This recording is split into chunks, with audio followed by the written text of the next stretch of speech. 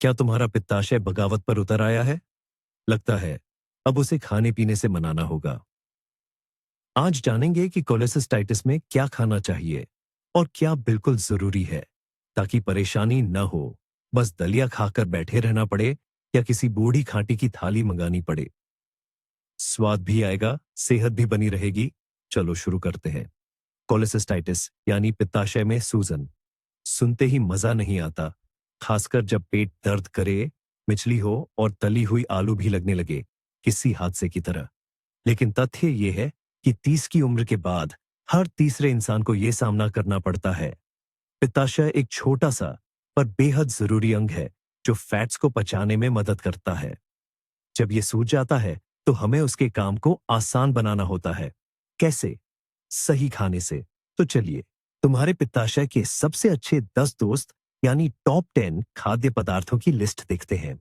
Oatmeal, champions का नाश्ता। अगर हम खाने की चीजों के बीच सबसे पेट दोस्त का मुकाबला करें तो ओटमील बिना किसी टक्कर के राजा बन जाएगा।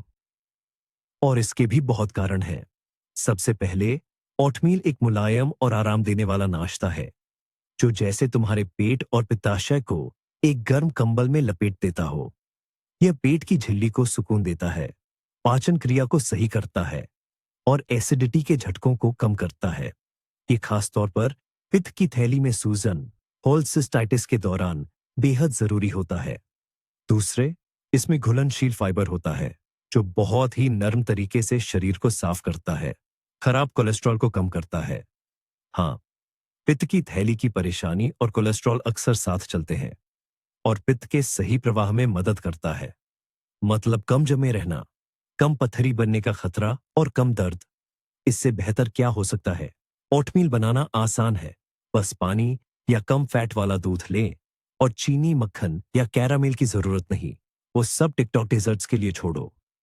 थोड़ा सा भुना हुआ सेब या केला डालो, स्वाद भी बढ़ेगा और हेल्दी भी रहेगा। तो जब भी तुम्हारा पित्ताशय शरारती हो जाए, जल्दी से ओटमील बना लो और घबराओ नहीं। ये तुम्हारा अच्छा साथी साबित होगा। 2. उबला हुआ चिकन फिले। सीधा सादा, भरोसेमंद और सेफ चिकन फिले ऐसा दोस्त है जो हर मुश्किल वक्त में साथ देता है, चाहे जिंदगी नींबू दे या पेट में ऐंठन हो जाए। यह पित्ताशय की सूजन में प्रोटीन का बेस्ट सोर्स है, हल्का, कम फैट वाला और बिल्कुल नुकसान पहुंचाए बिना। तो क्यों उबला हुआ और सिर्फ फिले? क्योंकि शरीर को प्रोटीन की उतनी ही जरूरत है जितनी की सांस लेने की। ये हमारी मांसपेशियों को फिर से बनाता है, ऊतकों की मरम्मत करता है और इम्यून सिस्टम को मजबूत रखता है। मगर फैट, खासकर एनिमल फैट, पित्ताशय की समस्या में ज्वालामुखी जैसा होता है। इसलिए केवल कम वसा वाला मांस लेना है, अर्थात फिलाई, और स्किन हटा देना है क्योंकि वो सबसे ज्यादा फैटी होती है। फ्राई करने का तो सवाल ही नहीं। तैयारी भी आसान है। फिलाई को उबलते पानी में डालो, थोड़ा तेजपत्ता, गाजर और प्याज स्वाद के लिए, सब कुछ बिना भुने, सीधे पूरे तौर पर नरम होने तक पकाओ, बस तैयार। यो डाइट में भी फिट बैठता है और स्वादिष्ट व तृप्तिदायक भी होता है, चाहे कुत्तू के आटे के साथ हो या सब्जियों के साथ। हमारे खाने के टॉप ऑप्शंस में परफेक्ट मेल बनता है। एक छोटा टिप, अगर स्वाद बढ़ाना हो तो थोड़ी हल्दी या सूखी लहसुन की पाउडर पानी में डालो, बिना तीखा किए, सिर्फ शानदार खुशबू के लिए। तो जब मन करे कुछ सीधा सादा और सही सही खाने का, बिना कोई साइड इफेक्ट के, उबला हुआ चिकन फिले हमेशा तुम्हारी सेहत और मन की शांति का ख्याल रखेगा। 3. सब्जियों का प्यूरी सूप। पेट के लिए एक गर्माहट भरी गले लगाना। जब पेट दुखता है और पित्ताशय परेशान हो जाता है तो सब्जियों का प्यूरी सूप एक दादी की ममता की तरह सहारा देता है। यह नरम, गरम और आसानी से पचने वाला होता है, बिल्कुल वही जो पित्त की समस्या में चाहिए। न तो पेट पर भारी पड़ता है, न ही जलन करता है, बस हर चम्मच में आरामदायक सुखद एहसास। इसमें क्या डालते हैं? हमारा भरोसेमंद मिश्रण, गाजर, तुरई, आलू, ये सब बहुत ही सिंपल, सस्ते और सबसे जरूरी पाचन के लिए सौम्य होते हैं। ये सब्जियां गैस नहीं बनाती, लीवर को नहीं थकाती और पित्ताशय को परेशान नहीं करती। सब कुछ बहुत हल्का और आरामदेह। बनाना भी आसान है। सब्जियों को क्यूब्स में काटें, नरम होने तक उबालें, फिर मिक्सर में प्यूरी बना ले। स्वाद के लिए थोड़ा सा नमक और कुछ बूंदें ऑलिव और नारियल की, बस हल्की सी, ज्यादा मत डालो। अगर ज्यादा भरपेट चाहिए तो थोड़ा ओट मिल्क या कुछ अंकुरित बाजरा डाल सकते हैं, जिससे बनावट और अच्छी हो। ऐसा सूप सिर्फ खाना नहीं, एक तरह की चम्मच से होने वाली तसल्ली है। गर्माहट, स्वादिष्ट और पेट को सुकून देने वाला। खासकर सर्दियों में ये गर्माहट पाने और नई तकलीफें पैदा न करने का बेहतरीन तरीका है। क्या नहीं डालते? तले हुए मसाले, तीखे मसाले, प्याज को तेल में भूनना, ये सब पित्त की बीमारी वाले के लिए मना है। किचन में कुछ बड़ा करने की जरूरत नहीं, सिर्फ प्यार और कोमलता। और याद रखो, प्यूरी सूप एक सब्जियों की गर्मजोशी भरी चादर की तरह है। पकाओ, मिक्स करो और आनंद लो। 4. चावल और पंचम, आपकी हल्की और ताकतवर साइड डिश। जब बात आती है पित्ताशय की समस्या में खाने की, तो सबसे बड़ा सवाल होता है, क्या खाऊं ताकि बोरियत से बच सकूं? जवाब है चावल और पंचम। ये सिर्फ साधारण साइड डिश नहीं है, बल्कि रोजमर्रा के खाने के असली हीरो है, जो स्वादिष्ट होने के साथ साथ सेहतमंद भी है। चावल हल्केपन के बादशाह है। सादा, उबला हुआ, बिना तेल के चावल वह जैसे सफेद झंडा हो, जो परेशान आंतों को शांत देता है। ये पेट की जटिलताओं को बढ़ाए बिना आराम पहुंचाता है और पित्ताशय को भी बिना तनाव के काम करने देता है। बस इतना ध्यान रखें कि पकाते वक्त कोई मसालों या तेल का इस्तेमाल न करे। सिर्फ पानी और थोड़ा नमक काफी है। पंचम एक खास चीज है, जो भोजन का रत्न कह सकते हैं। यही प्रोटीन, आयरन और विटामिन बी से भरपूर होता है और फैट बहुत कम होता है। पौष्टिक लेकिन भारी नहीं, सरल लेकिन चरित्रवान, जल्दी पकने वाला और स्वाद में गर्मजोशी लाने वाला। सबसे खास बात, ये आंतों के लिए अच्छा है और पित्ताशय को परेशान नहीं करता। एक टिप, अगर साइड डिश में थोड़ा बदलाव चाहिए तो पकाए हुए पंचम में थोड़े कटे हुए हरे धनिये या गर्म सब्जियां डालें, प्याज और तेल के बिना। याद रखें तो हाँ, चावल और पंचम बोरियत नहीं, बल्कि पित्ताशय के लिए आपकी भरोसेमंद और मजबूत नींव है। एक साधारण पर ऐसा भरोसेमंद साथी, जो हमेशा आपका साथ देगा। 5. बेक्ड एप्पल, बिना किसी झमेले वाला मिठाई। जब मन कुछ मीठा खाने को करता है, लेकिन पेट और पित्ताशय मना कर रहे होते हैं, मत करना। तब बेक्ड एप्पल असली हीरो बनकर आते हैं। ये स्वादिष्ट, खुशबूदार और पित्त की समस्या में बिल्कुल सुरक्षित होते हैं। ये कोई साधारण फल नहीं, जैसे जादू हो। सबसे पहले, सेब में बहुत सारा पेक्टिन होता है, एक खास तरह का फाइबर, जो पेट को परेशान नहीं करता, बल्कि अनचाहा पदार्थ बाहर निकालने, पाचन सुधारने और कोलेस्ट्रॉल कम करने में मदद करता है। पित्ताशय के लिए तो ये जैसे तोहफा हो। दूसरे, बेक करने से साधारण सेब एक नरम, पिघलने वाला डेजर्ट बन जाता है। मिठास खुलकर सामने आती है, टेक्सचर मखमली हो जाता है, कोई तेज खटास या कड़कपन नहीं, जो पेट को दुखा सके।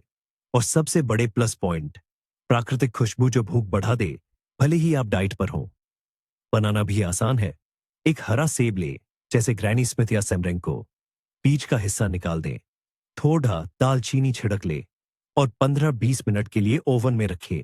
बस, न तो चीनी, न कोई मैदा और न ही वेनिला सॉस, सिर्फ प्राकृतिक स्वाद और सेहत। टिप, अगर लगभग पाई चाहिए तो अंदर एक चम्मच कटे हुए ओट्स और थोड़ी दालचीनी डालें। बिना किसी नुकसान के स्वाद का आनंद लें। बेक्ड एप्पल, वो जैसे दादी की गर्मजोशी से भरी झप्पी हो, प्यारे, आरामदायक और हमेशा सही वक्त पर। 6.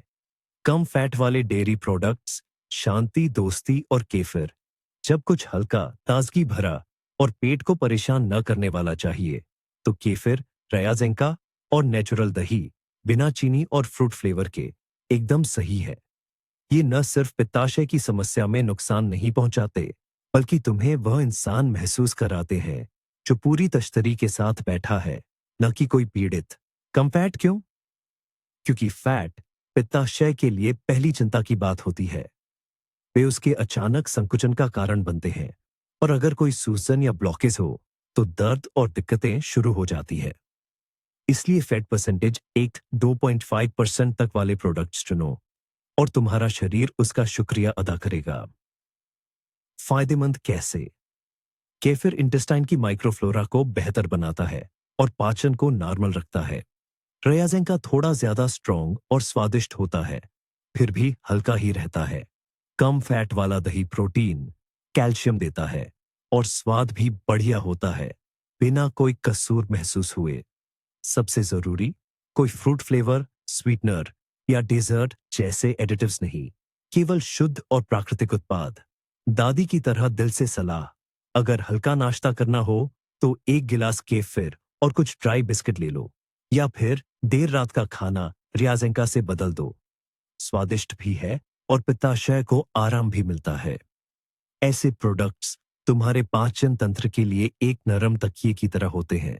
ये चुपचाप काम करते हैं, फायदा पहुंचाते हैं और अंदर कोई हलचल नहीं मचाते। 7, कद्दू, पतझड़ का सुपरस्टार, जो आपके पेट का ख्याल रखता है। अगर खाना सुपर हीरो की केप पहन सकता, तो कद्दू जरूर उसकी केप पहनता। चमकीला, धूप जैसा, नरम जैसे गले लगाना और पूरी तरह से हेल्दी। कद्दू खासकर उन लोगों के लिए है जिनका पाचन थोड़ा सेंसिटिव हो, खासकर जब आपको कोलेसिस्टाइटिस हो और कुछ स्वादिष्ट लेकिन सुरक्षित खाने का मन हो। सबसे पहले, कद्दू एक विटामिन से भरपूर बॉम्ब है। Vitamin A, C, E, potassium, magnesium और फाइबर। ये सब न सिर्फ आपकी सेहत को बेहतर बनाता है, बल्कि सूजन कम करने, पित्त के प्रवाह को सही करने और बिना किसी तकलीफ के पाचन तंत्र को दुरुस्त रखने में मदद करता है। दूसरे, ये बहुत ही बहुमुखी है। कद्दू का सूप प्यूरी सच में जादू जैसा। चावल के साथ धीमी आंच पर पकाया हुआ परफेक्ट कॉम्बो। बस ओवन में स्लाइस काटकर बेक करे। फास्ट, आसान और हेल्दी। कद्दू का गूदा नर्म और आसानी से पचने वाला होता है, और अगर पित्ताशय परेशान हो तो कद्दू उसे चाय में मेलिसा की तुलना में जल्दी सुकून देगा। और सबसे अच्छी बात, इसमें कोई तीखापन, अम्लता या ज्यादा तेल नहीं होता, बस फायदा और एक हल्की मिठास। पतझड़ के फूड लवर के लिए टिप, बेक्ड कद्दू में थोड़ा दालचीनी पाउडर डालें। आपको मिलेगा बिना चीनी के नेचुरल डेजर्ट, लेकिन जो माहौल को आरामदायक बना दे। तो जब कोलेसिस्टाइटिस हो और पथर आ जाए, घबराएं मत, बस कद्दू पकाएं, ये आपको निराश नहीं करेगा। 8, सफेद ब्रेड के रुस्ते, बिना गिल्ट के कुरकुरे स्नैक।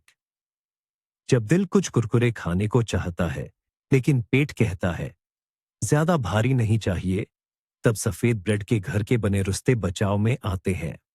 वो नहीं जो सुपरमार्केट से आती है, जिनमें वो नकली पोर्क विथ हॉर्स रेडिश का स्वाद और अजीब केमिकल होते हैं, बल्कि बिल्कुल प्राकृतिक, सरल और मासूम, जैसे कोई प्यारा बिल्ली की गोद में। क्यों रुस्ते, ताजा ब्रेड क्यों नहीं? वजह आसान है।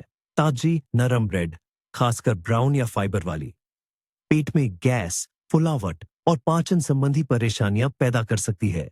मगर थोड़ा सुखाई हुई सफेद ब्रेड पूरी तरह अलग कहानी है।